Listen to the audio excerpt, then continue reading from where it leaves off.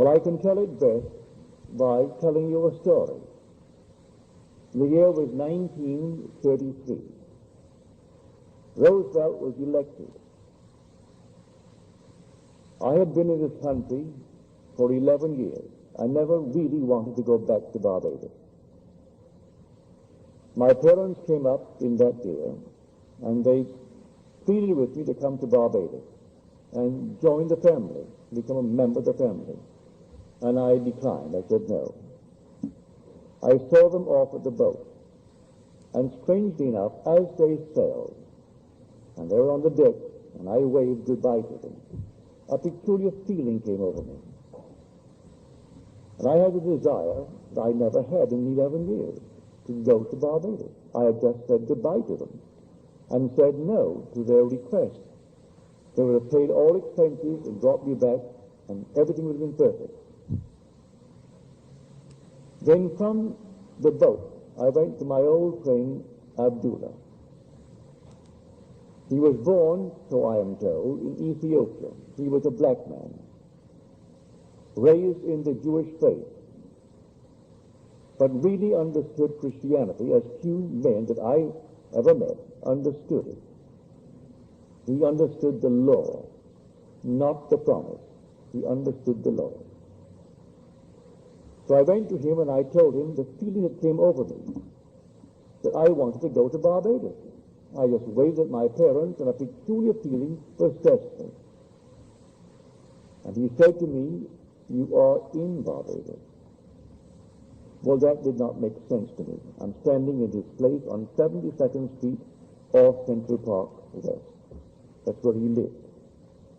He lived at 30 West 72nd Street. And there I am in this place, and he's telling me that I am in Barbados. He didn't explain what he meant.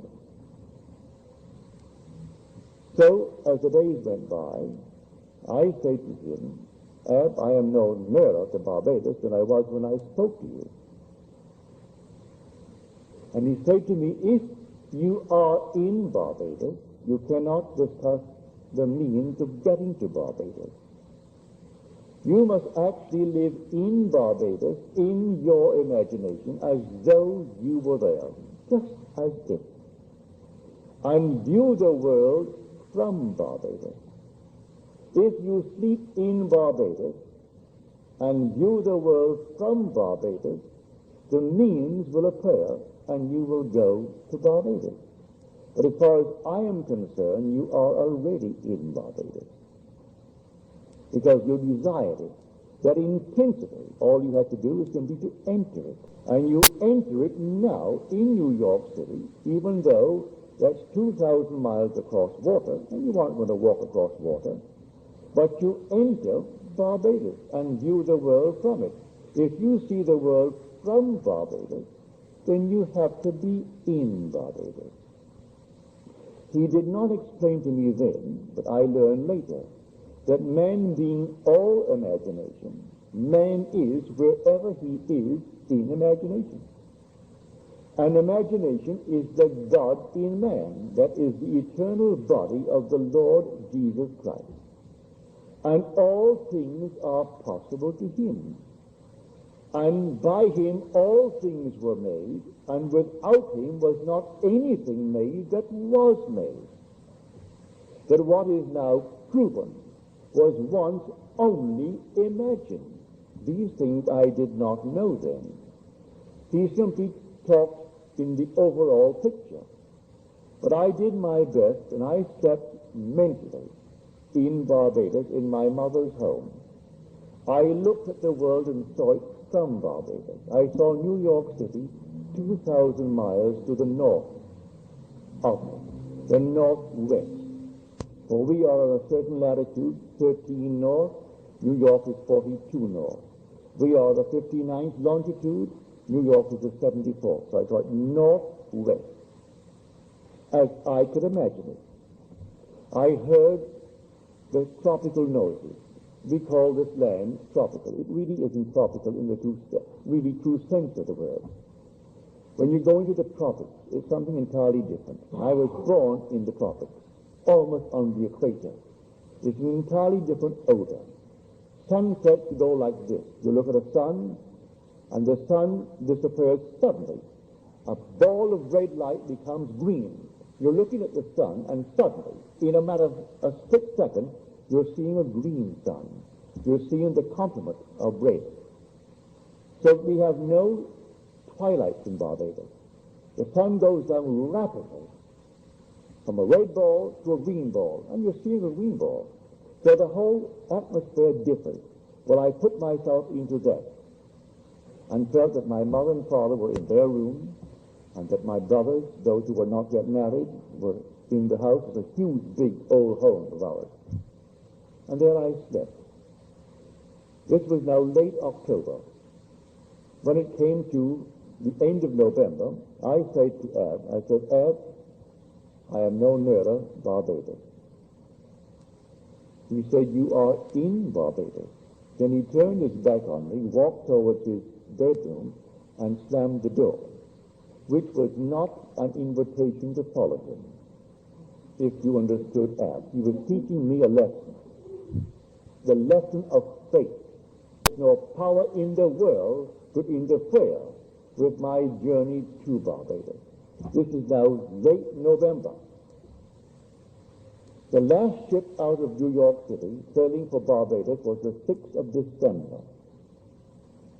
I wanted to get there by Christmas. And so I could not raise the question anymore. But on the morning of the 4th or the 3rd of December, I got a letter from my brother Victor.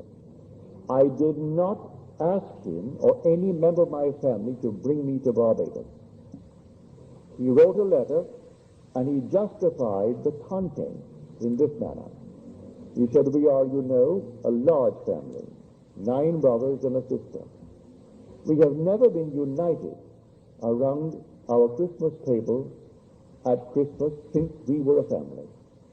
For there was an interval between my sister Daphne and the last 2 boys of 8 years.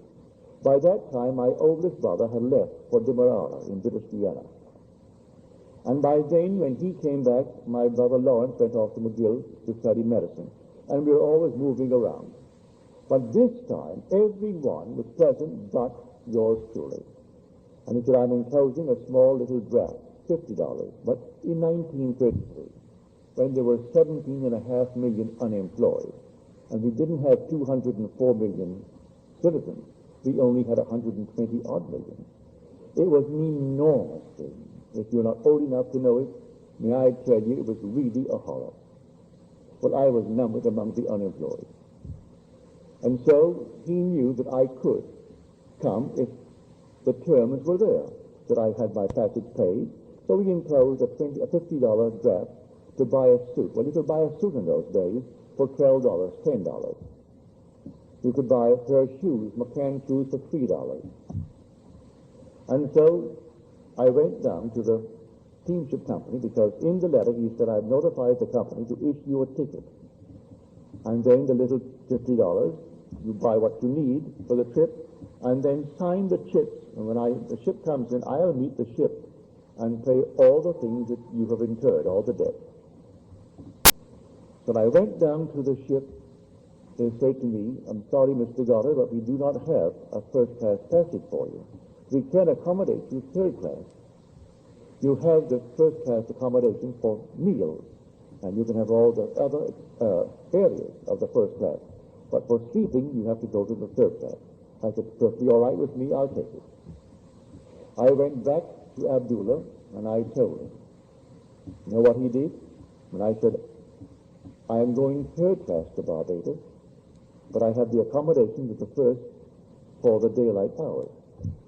He said, who told you you're going third class? You are already in Barbados, and you went first class. Again, he closed the door on me. I went down to the ship the morning it sailed on the 6th of December, and the ticket agent said to me, Mr. Goddard, I have good news for you. We have a cancellation. And now you can go first class, but you'll share it with 2 others, or 3 in the cabin. Perfectly all right with me. And so I went down third class. Abdullah said to me, you know, Neville, when you return from Barbados, you will have died never explained a statement of that nature. You will have died. I'm coming back from Barbados, but I will have died. He spoke in these cryptic manners. Well, I did. I went down to Barbados. I was a strict vegetarian. I had not eaten one piece of meat or fish or fowl in 7 years. No smoking, no alcohol, no sex. Disillusioned in my first marriage, and the whole thing was simply, I became a celibate. I came back from Barbados, and in Barbados I was the same being that I was when I arrived, to the annoyance of my family. For they made all their money in groceries, selling meat, fish, alcohol, everything. And I am enjoying a trip based upon their effort, and here I am not taking what they're offering. On my way north, I did everything I had not done in 7 years. He was right. I died. That state of consciousness died.